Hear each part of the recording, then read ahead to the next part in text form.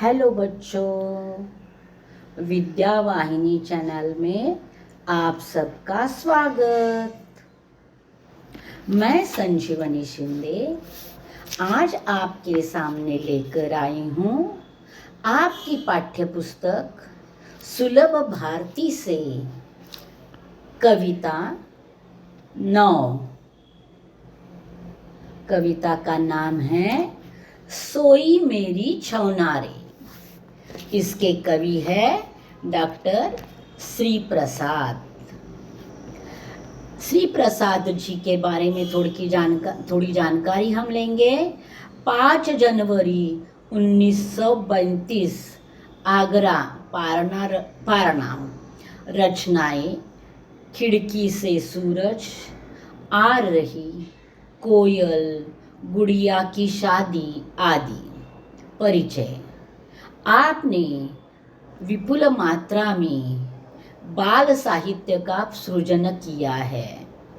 प्रस्तुत कविता में लोरी के माध्यम से माँ का वात्सल्य भाव प्रकट किया गया है। तो हम देखेंगे कि कवि ने इस लोरी में कौन सी भावनाएं और किन शब्दों में कैसे व्यक्त किए हैं। हम लोरी पढ़ते पढ़ते आगे बढ़ेंगे और समझाते लेंगे। देखेंगे पहली पंक्तियां। मेरा गेंद खिलौने रे, सोई मेरी छौनारे।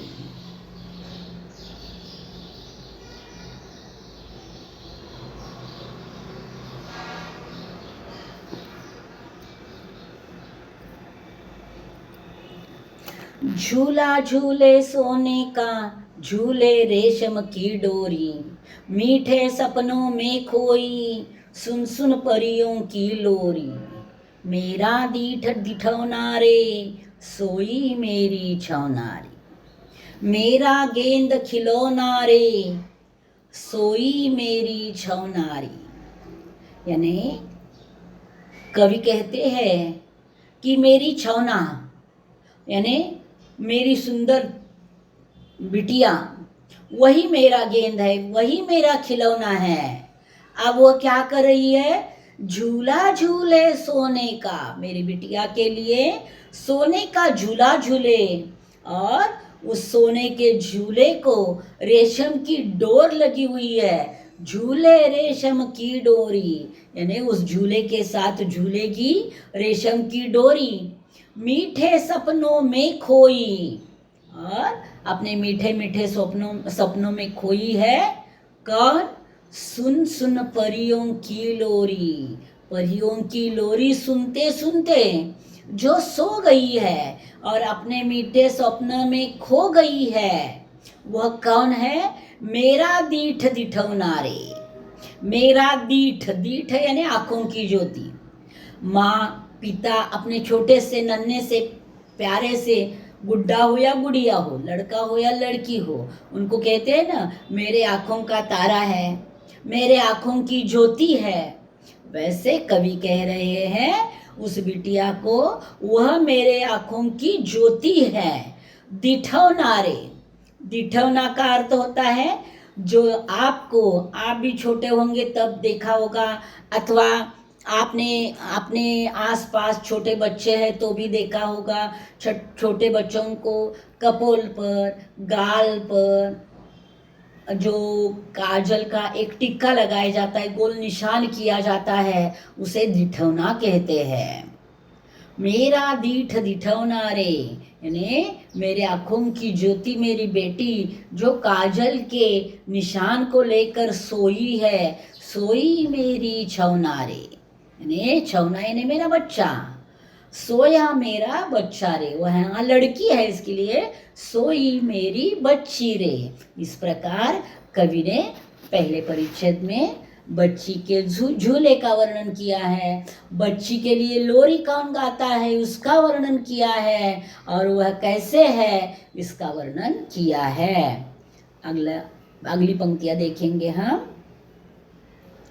चांद सितारे जाग रहे हैं, चांद सितारे जाग रहे, नाच रही है चांदनियाँ, फूल खिले हैं चांदी के, फूली मेरी आंगनियाँ, मेरा दीठ दिठौनारे, सोई मेरी छौनारे। कवि कहते हैं चांद सितारे जाग रहे, यानी मेरी नन्ही सी बिटिया सो रही है, तो उसको सुलाने के लिए कौन कौन जाग रहा है? चांद जाग रहा है, आकाश में टिमटिमाने वाले तारे जाग रहे हैं, और पूरी दुनिया नाच रही है चांदनियाँ, और चांदनियाँ नाच दिखा दिखा कर उसका मन बहलाने की कोशिश कर रही है। फूल खिले हैं चांदी के, आकाश में जो तारे दिखाई देते हैं उसको कवि कल्पना करते हैं कि चांदी के फूल खिले हैं मेरी बिटिया को खुश करने के लिए, ऐसी कवि की कल्पना है। फूली मेरी आंगनियाँ, और ऐसे सफ़ेद सफ़ेद फूलों से मेरी आंगनियाँ, मेरे आंगन भर गया है, और ऐसे सुखद वातावरण में मेरी दीठ दिठौनारी, मेरी दीठ यानी मैंने कहा कि आँखों की ज्योति, मेरी आँखों की ज्योति काजल का निशान लेकर सोई मेरी छौनी रे, मेरी छोटी सी नन्ही सी बच्ची सोई है। अगली पंक्तियां देखेंगे हम। मेरा सुख अनहोना रे, सोई मेरी छौना रे, गीत सुनाऊं सोए तू सोए और गाऊं मैं, मेरा दीठ दिठौना रे, सोई मेरी छौना रे। कवि की कल्पना देखो, कवि कहते हैं मेरा सुख अनहोना रे, अनहोना यानी सहसा न होने वाला, यानी अनोखा मेरा सुख है, मेरी नन्ही सी बिटिया को सोते हुए मैं देख रहा हूँ, वह सुख मेरे लिए अनहोना है। सोई मेरी छौनारे, मेरी प्यारी प्यारी बच्ची सोई है, गीत सुनाऊ सोए तू। कवि अपनी बिटिया को कहते हैं कि हे बिटिया, तू मेरा गीत सुनते सुनते सो जा, और तू सो जा और मैं तेरे लिए गीत गाता रहूंगा। इस प्रकार वो कहते हैं, मेरा दीठ दिठौना रे, सोई मेरी छौना रे, यानी मेरी आँखों का तारा, मेरी आँखों की ज्योति सो रही है, मेरी प्यारी प्यारी बच्ची सो रही है।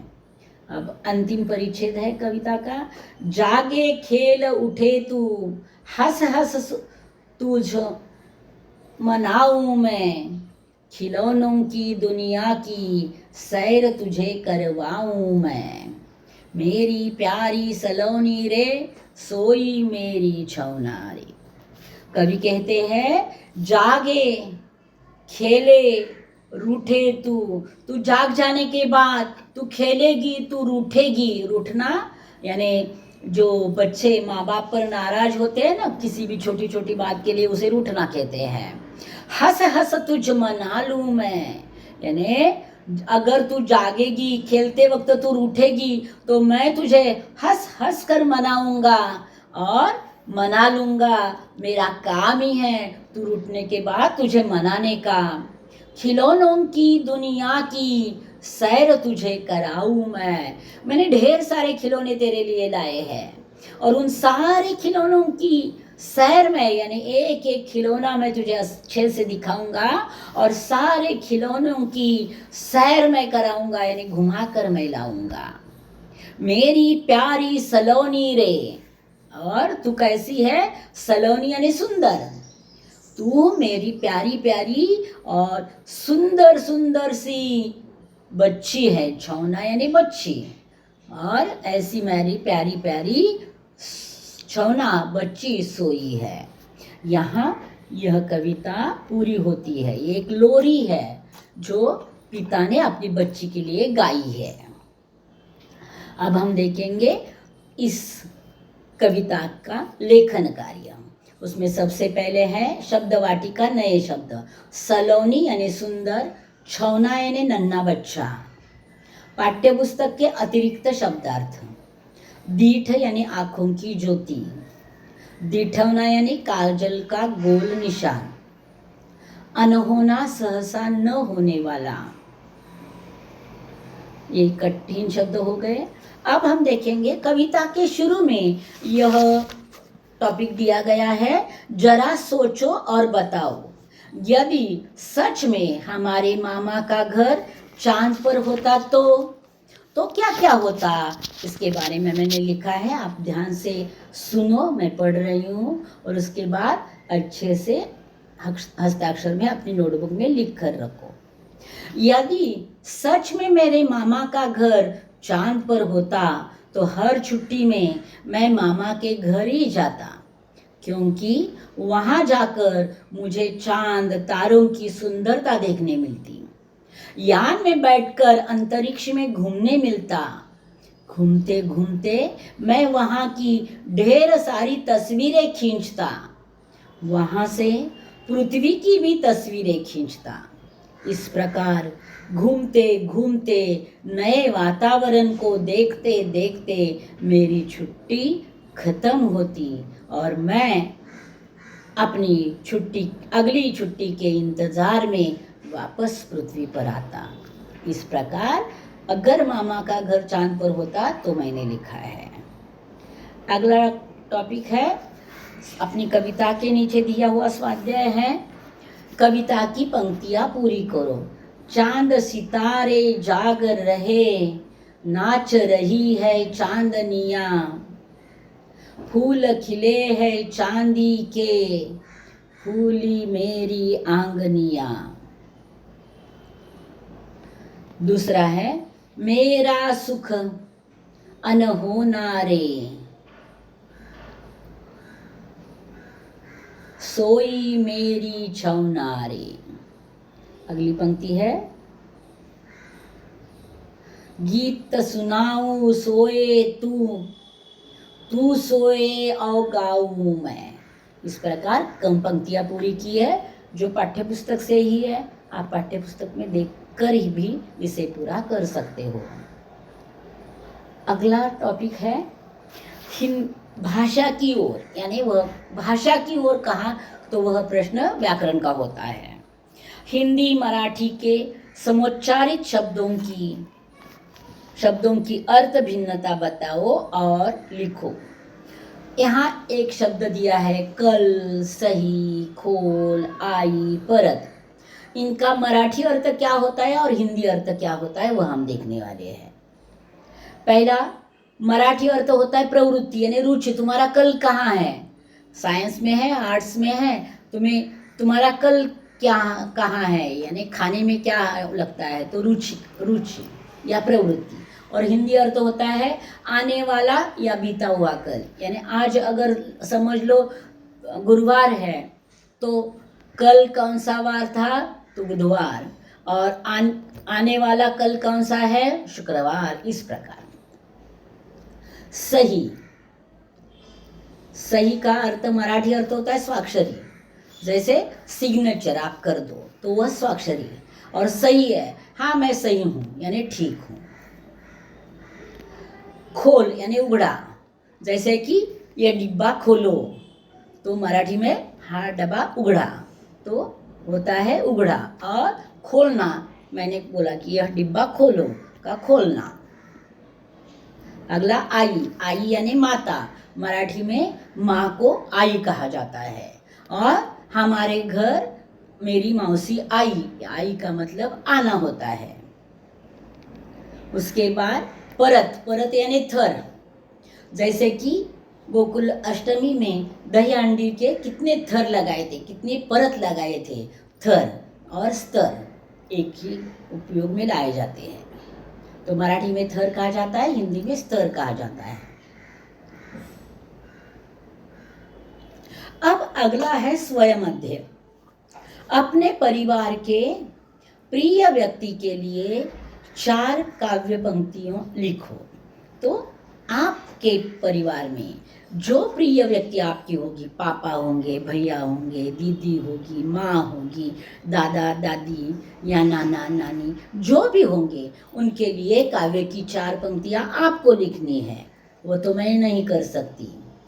अगला है सुनो तो जरा, नीति परक दोहे सुनो और आनंद पूर्वक सुनाओ। तो नीति परक दोहे मैंने लिखे हैं यहाँ, वह सुनो। रहीम के दोहे है पहले।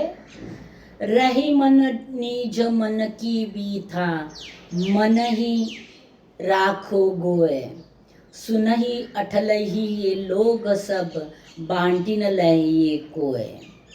दूसरा दोहा, ऐसी बानी बोलिए मन का आपा खोए, और न को शीतल करे आपहु शीतल होए।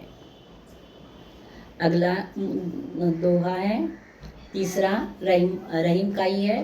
रहे मन धागा प्रेम का, मत तोड़ो चटकाए, टूटे से फिर ना जुरे, जुरे गांठ हो पड़ जाए। अगले दोहे है कबीर जी के। कबीर के भी कुछ नीति परक दोहे मैंने दिए हैं। जल में कुंभ, कुंभ में जल है, बाहर भीतर पानी, फूटा कुंभ जल जल ही समाया, यही तथ्य कथ्यो ज्ञानी। अगला दोहा है, बोली एक अनमोल है, जो कोई बोले ज्ञानी, हिये तराजू तोल के, तब मुख बाहर आनी, झूठे आचरण से कभी नहीं मिलती प्रीत।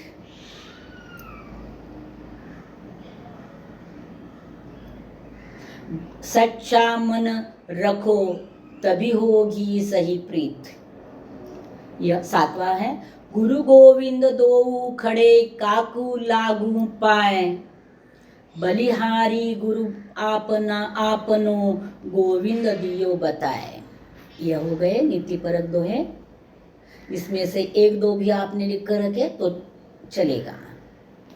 अगला टॉपिक है, बताओ तो सही, माँ को एक दिन की छुट्टी दी जाए तो क्या होगा। वह लिखा है मैंने। माँ को एक दिन छुट्टी दी जाए तो यह विचार ही मेरे मन में आ नहीं सकता, क्योंकि सुबह उठने से रात सोने तक हर काम में मुझे मेरी माँ की ज़रूरत पड़ती है। उसमें भी समझ लो, एक दिन माँ को छुट्टी दी तो सुबह उठने के बाद मुझे ब्रश जगह पर नहीं मिलेगा, नहाने के लिए पानी गर्म नहीं मिलेगा, नाश्ता और चाय की बात तो दूर की ही है। बिस्किट वगैरह खाकर मैं नाश्ते का इंतज़ाम तो कर लूँगा, लेकिन खाने का क्या।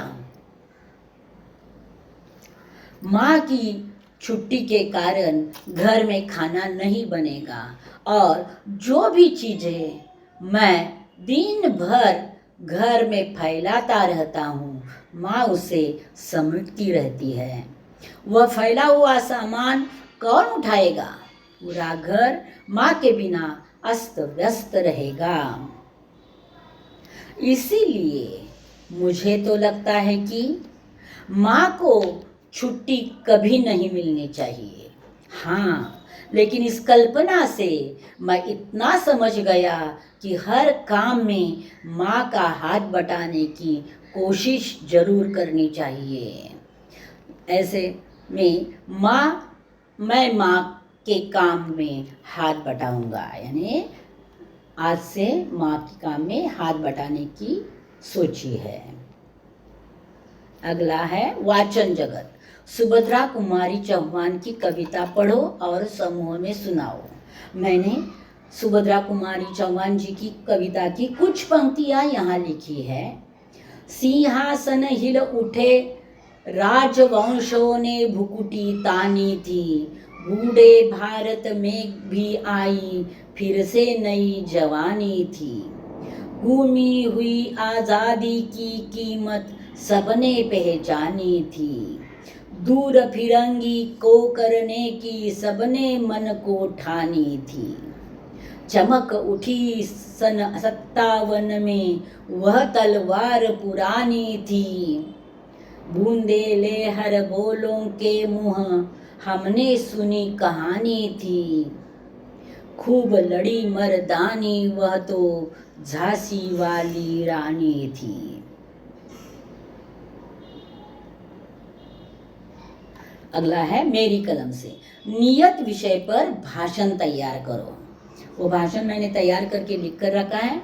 मंच पर बैठे सभी मान्यवर और मेरे सामने बैठे मेरे मित्र और सहेलियों, मैं आज आपके सामने नियत पर अपने विचार प्रस्तुत करने जा रहा हूँ।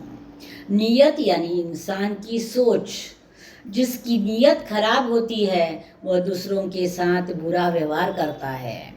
जिसकी नियत अच्छी हो वह दूसरों के साथ अच्छा व्यवहार करता है।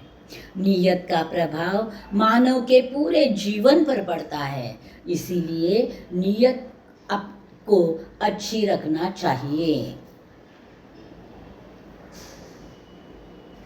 अगला विषय है सदैव ध्यान में रखो, जीवन में माँ का स्थान असाधारण है। इस विषय पर भी मैंने अपना सहमत लिख कर रखा है। हर बच्चे के जीवन में माँ का स्थान असाधारण ही होता है, क्योंकि जब जन्म लेता है बच्चा तब से लेकर बड़ा होने तक माँ पर निर्भर रहता है। माँ उसे चलना, बोलना, उठना, बैठना सब कुछ सिखाती है माँ। बच्चों के जीवन में सबसे पहली गुरु है माँ। अपने वर्तमान की खुशियों का विचार किए बिना बच्चों के भविष्य के लिए मेहनत करती रहती है, और यह सब देखकर हमें लगता है कि माँ का स्थान बच्चों के जीवन में असाधारण है। अगला विषय है विचार मंथन। जननी जन्मभूमिश्च स्वर्गादपि गरीयसी का अर्थ पहले हम देखेंगे। जननी यानी माता और जन्मभूमि यानी अपनी मातृभूमि। माता और मातृभूमि स्वर्ग से भी श्रेष्ठ है, ऐसा कहा गया है। इसलिए हमेशा अपनी माता और जन्मभूमि को समझकर उनके साथ व्यवहार करना चाहिए। उनकी रक्षा का भार हमें उठाना चाहिए। माता और मातृभूमि का महत्व हमारे जीवन में असाधारण है। इसीलिए तो कहा जाता है स्वामी तीन ही लोग का माँ के बिना भिखारी है। अगला टॉपिक है विभिन्न खोजबीन करनी है। विभिन्न क्षेत्रों की प्रथम भारतीय महिलाओं की सचित्र जानकारी काफी में चिपकाओ। मैंने यहाँ नाम और उनके कार्य दिए हैं, उनका चित्र मैंने दिया नहीं है। पहला है भारत की प्रथम महिला प्रधानमंत्री इंदिरा गांधी। उत्तर प्रदेश की प्रथम महिला राज्यपाल सरोजिनी नायडू। स्वतंत्रता पूर्व भारत में कैबिनेट पद संभालने वाली विजया लक्ष्मी पंडित। प्रथम महिला राष्ट्रपति 2007 से 12 प्रतिभा पाटिल। लोकसभा की प्रथम महिला अध्यक्ष मीरा कुमार। भारतीय राष्ट्रीय कांग्रेस की प्रथम महिला अध्यक्ष एनी बेसेंट। प्रथम महिला मुख्य चुनाव आयुक्त वी.एस. रमादेवी।